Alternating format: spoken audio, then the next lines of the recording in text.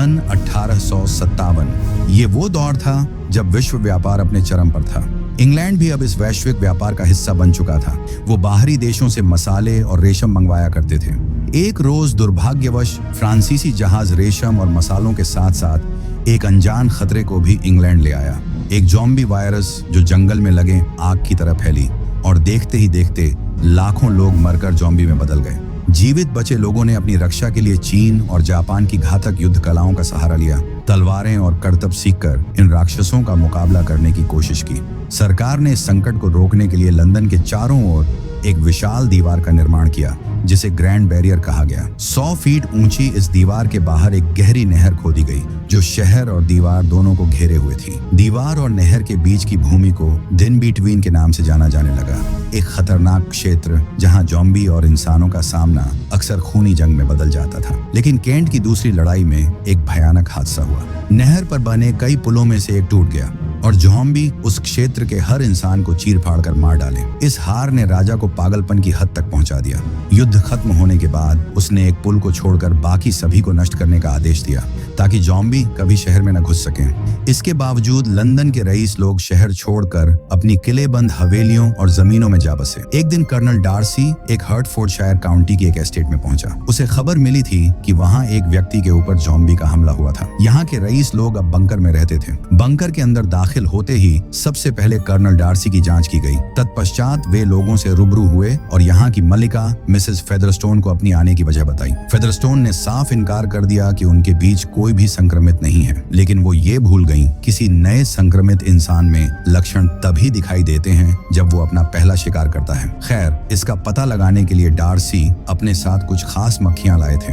उन्होंने इन्हें सीसी से बाहर निकालकर हवा में छोड़ दिया। कुछ ही देर में वे मक्खियां फेदरस्टोन के चेहरे पर जा बैठी। अगले ही पल डार्सी ने फुर्ती से एक गिलास तोड़ा और नवाब का काम तमाम कर दिया। हालांकि तब तक बहुत देर हो चुकी थी। संक्रमण और भी लोगों तक फैल चुका था। यहाँ से कुछ दूरी पर मिस्टर बेनेट का किला था, जहाँ वो अपनी पत्नी और 5 बेटियों के साथ लोगों से कटकर रहते थे। उनकी 5 बेटियां बला की खूबसूरत थीं और सबने चीन से शाओलिन ट्रेनिंग ली थी ताकि ज़ॉम्बी से मुकाबला कर सके। अब उनकी माँ को उनकी शादी की चिंता सताने लगी थी। इसी बीच खबर आई कि कैप्टन बिंगले, जो 1 हफ्ते पहले इन इलाकों में ज़ॉम्बीज का सफाया करने आए थे, उन्होंने जीत हासिल कर ली थी। कैप्टन बिंगले कुंवारे थे और आज रात मिसेस फेदरस्टोन के बंगले पर इसी जीत के जश्न में शामिल होने आने वाले थे। मिसेस बेनेट ने यह मौका बिल्कुल नहीं गंवाया और अपने पति को मनाकर अपनी बेटियों को वहां ले जाने के लिए तैयार कर लिया। फिर वे 5 ऐसे तैयार हुई मानो कहीं जंग लड़ने जा रही हूँ। इन 5 बहनों में एलिजाबेथ सबसे बड़ी थी, लेकिन उसे शादी विवाह जैसी चीजों में जरा भी दिलचस्पी नहीं थी। मगर अपनी माँ की जिद के आगे हार मानकर वो भी सज धज कर उस जश्न में शामिल हो गई। थोड़ी देर बाद कैप्टन बिंगले और उनकी दोनों बहनें आए, साथ में डार्सी भी था। महफिल में हर किसी की जुबान पर बस उनकी रईसी के ही चर्चे थे। तभी बागड़ बिल्ले की नजर जैनी पर पड़ी, जिसकी खूबसूरती देख वो जैसे मंत्रमुग्ध हो गया। उसने बिना वक्त गंवाए उसे डांस के लिए आमंत्रित किया।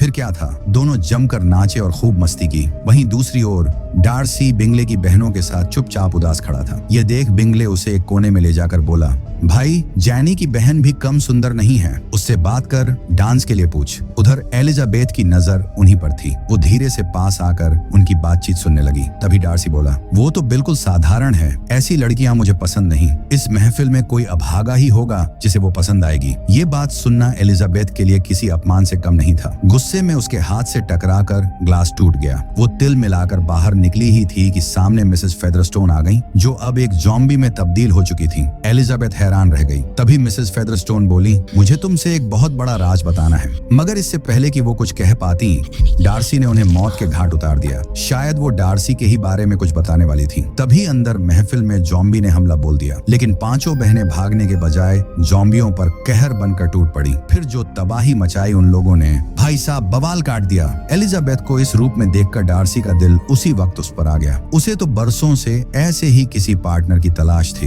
मगर अफसोस उसने पहले ही उसकी बेइज्जती करके सबसे बड़ी गलती कर दी थी। वो किसी घमंडी इंसान से कम नहीं लगा था, इसलिए वो उसे अपने पैरों की जूती तक बनाने को तैयार नहीं थी। हालांकि उसकी बहनों को दोनों की जोड़ी बड़ी पसंद आई थी और सबकी यही ख्वाहिश थी कि एलिजाबेथ उससे शादी कर ले। जैनी को बिंगले का लेटर मिला, जिसमें उसने जैनी को चाय पर बुलाया था। उसकी माँ ये मौका मौका किसी भी सूरत में गंवाना नहीं चाहती थी, इसलिए खराब मौसम में भी उसे बिंगले के बंगले पर भेज देती है। जैनी घोड़े पर सवार होकर निकल पड़ी। आगे चलकर रास्ते में एक जॉम्बी दिखा तो जानी का घोड़ा उसे मझधार में छोड़कर भाग निकला। जैनी ने उस जॉम्बी पर गोली चलाने की कोशिश की, लेकिन पिस्तौल उसकी हथेली में ही फट गई। किसी तरह खुद को संभाला और चाकू लेकर उस जॉम्बी पर टूट पड़ी। कुछ ही देर में उसने उसे ढेर कर दिया। तभी उसे एक संक्रमित औरत दिखी, जिसकी गोद में उसका दूध मुंहा बच्चा भी संक्रमित था। अचानक उस औरत ने जैनी पर हमला कर दिया। जैनी को गए अब 1 दिन से ज्यादा हो चुके थे, मगर वो अब तक घर नहीं लौटी थी। एलिजाबेथ तुरंत महल गई तो पता चला कि उसकी तबीयत खराब थी। अगले ही पल डॉक्टर भी आ गए, जिसके बाद डार्सी की निगरानी में जैनी के घाव की जांच की गई। ऊपर से डार्सी ने जैनी के ऊपर मक्खियां भी छोड़ दी और चाकू लेकर सतर्क हो गया, लेकिन एलिजाबेथ ने उन मक्खियों को पकड़कर उसके प्लान की ऐसी तैसी कर दी। तब तक डॉक्टर नतीजे पर पहुंच चुके थे। उन्होंने पाया कि जैनी की हथेली का घाव जॉम्बी के काटने से नहीं हुआ था। कुछ ही दिनों में वो पूरी तरह से ठीक हो गई। जब उसकी माँ उसे लेने आई तो बिंगले ने जैनी से शादी की बात रखी। बेनेट परिवार के लिए ये रिश्ता किसी खुशनसीबी से कम नहीं था, लेकिन डार्सी इस रिश्ते के खिलाफ था। वो नहीं चाहता था कि उसका दोस्त इस महामारी के द्वार में कोई गलत फैसला कर बैठे। उस इलाके में एक अनाथालय था जो अब पहले जैसा नहीं रहा। दुर्भाग्यवश वहाँ के बच्चे अब जॉम्बी में तब्दील हो चुके थे। इसी दौरान जब ये लड़कियां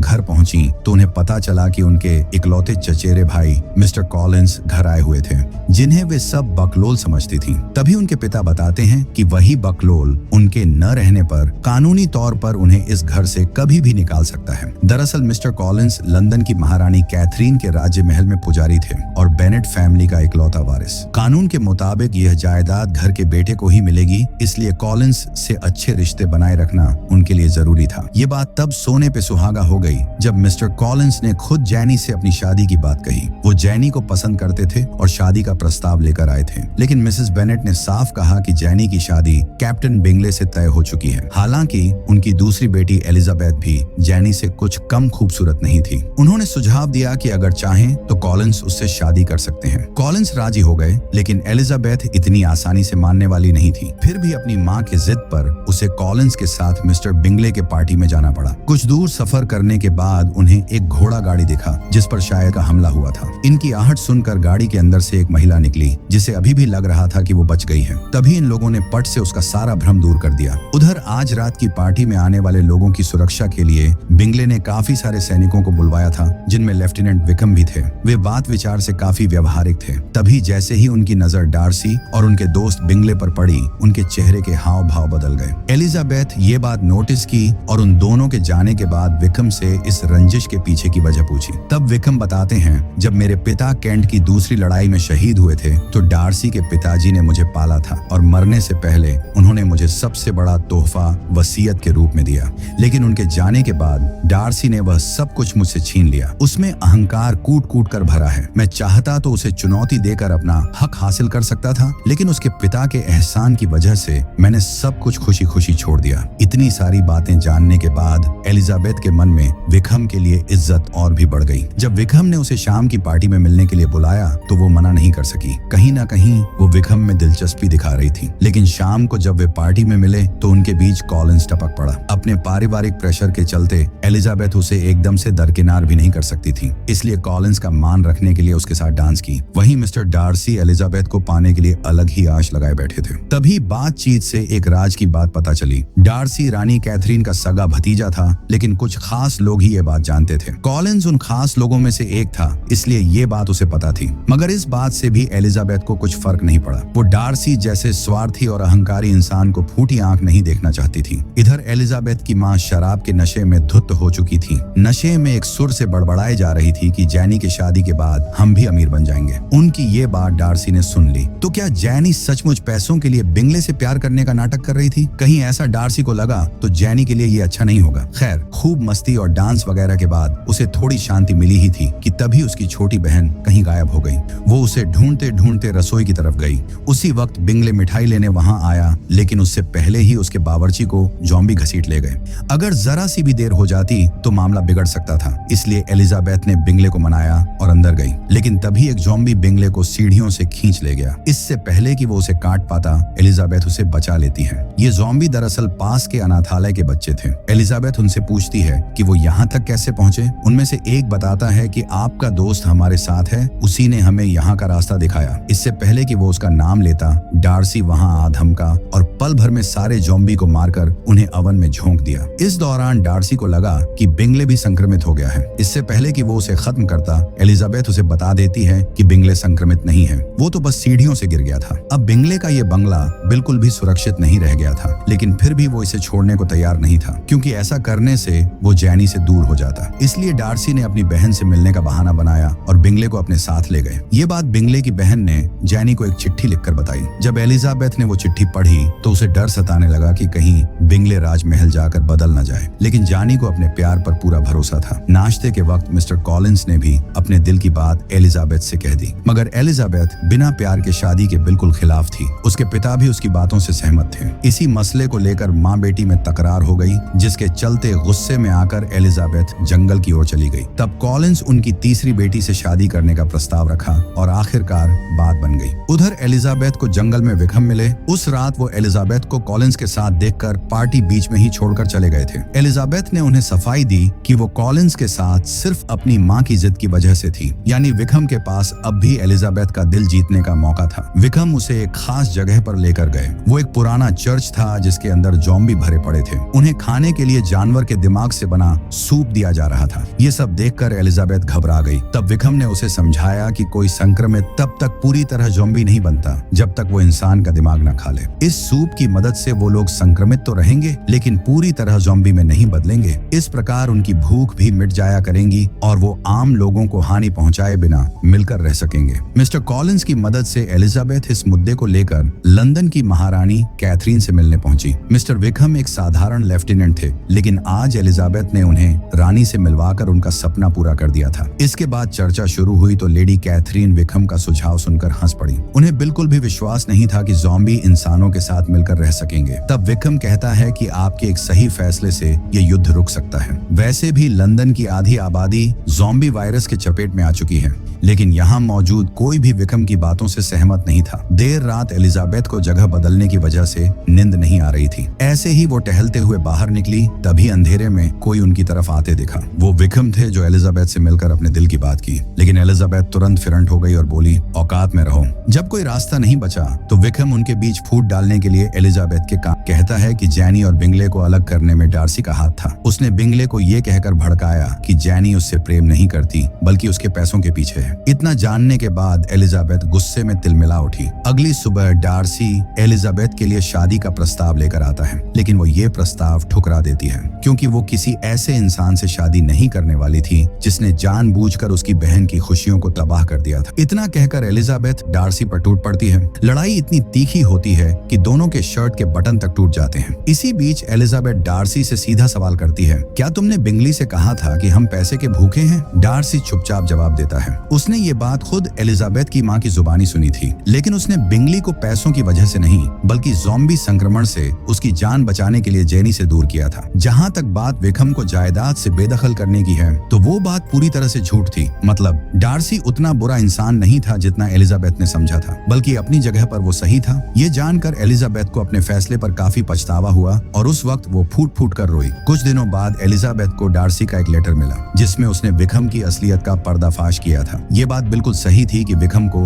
डार्सी के डैड ने गोद लिया था, लेकिन उन्होंने उसके नाम कोई वसीयत नहीं छोड़ी थी। फिर भी उनके गुजर जाने के बाद डार्सी ने अपना आधा हिस्सा विक्रम को दे दिया, लेकिन विक्रम ने वो सारी दौलत अय्याशी में उड़ा दी। इसके बाद वो बार बार डार्सी से और पैसों की मांग करता रहा, इसलिए डार्सी ने उससे सारे रिश्ते नाते तोड़ लिए। इस महामारी के दौर में डार्सी अपने सबसे अच्छे दोस्त बिंगले को खोना नहीं चाहते थे, मगर इसमें वो सफल नहीं हो सके, क्योंकि बिंगले आज भी जेनी से उतना ही प्यार करता है जितना पहले करता था। इसके बाद कुछ ऐसी बातें थीं जो डार्सी एलिजाबेथ से कभी कह नहीं सके थे। उन्होंने मान लिया था कि एलिजाबेथ का प्यार उनके नसीब में नहीं है। ये पत्र डार्सी ने लंदन की घेराबंदी के दौरान लिखे थे। अब ज़ॉम्बियों का एक विशाल दल लंदन पर कब्जा कर चुका था और शहर पर कब्जा होते ही उनकी ताकत 100 गुना बढ़ चुकी थी। रानी का अगला कदम था किसी भी हाल में ज़ॉम्बियों को लंदन की विशाल दीवार के अंदर ही बंद करके रखना था, लेकिन अगर वो इसमें नाकाम हुए तो हार्टफोर्डशायर भी शायद ना बच पाए। इसलिए उन्हें अब अपने बचाव की तैयारी पहले से ही शुरू कर देनी होगी। अगले पल इनके ऊपर एक और आफत आ पड़ी। दरअसल एलिजाबेथ की छोटी बहन लिडिया को विक्रम ने अगवा कर लिया था और उसने चुनौती दिया था कि किसी में हिम्मत है तो लिडिया को सेंट लाजरस के जेल से छुड़ा ले जाए। ये वो जगह थी जहाँ पर ज़ॉम्बीज का गढ़ था।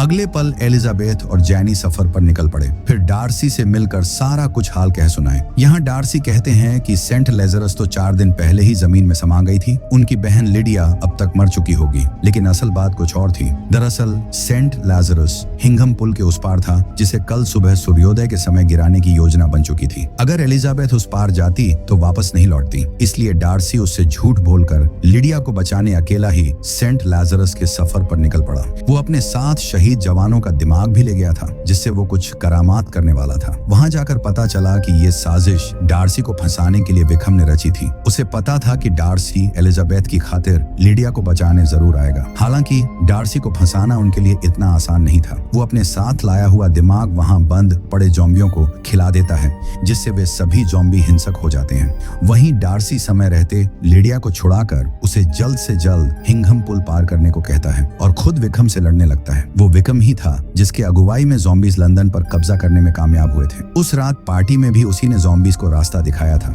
दूसरी तरफ एलिजाबेथ भी वहां आ पहुंची थी, क्योंकि उसे डार्सी के झूठ का सच पता चल चुका था। तभी उसने देखा कि लिडिया घोड़े पर सवार वापस पुल की ओर लौट रही है। डार्सी उसके साथ नहीं था। ये देख एलिजाबेथ घबरा गई और उसे खोजने निकल पड़ी। अब सूरज उगने ही वाला था। लिडिया तो सुरक्षित पुल पार कर चुकी थी, लेकिन डार्सी और एलिजाबेथ का कुछ पता नहीं था। उधर लड़ते लड़ते डार्सी ने आखिरकार अपनी तलवार विक्रम के सीने में उतार दी, लेकिन वो फिर भी नहीं मरा, क्योंकि वह पहले से ही संक्रमित था। अगले ही पल विक्रम उस पर भारी पड़ने लगा। तभी एलिजाबेथ अचानक वहां आ धमकी और दोनों ने मिलकर विक्रम को खत्म कर दिया। फिर वो वापस लौटने लगे। दूसरी ओर बिंगले ने सूर्योदय तक उनका इंतजार किया, लेकिन जब वो नहीं लौटे तो मजबूरी में उसे पुल को उड़ाने का आदेश देना पड़ा। अगले ही पल डार्सी और एलिजाबेथ पुल पर आते दिखाई दिए, लेकिन तब तक पुल में जबरदस्त धमाका हो चुका था। किस्मत से दोनों किसी तरह बच निकले। आखिरकार दोनों दोस्तों की शादी उन दोनों बहनों से हो गई। दोस्तों, आपको ये कहानी कैसी लगी कमेंट करके जरूर बताएं।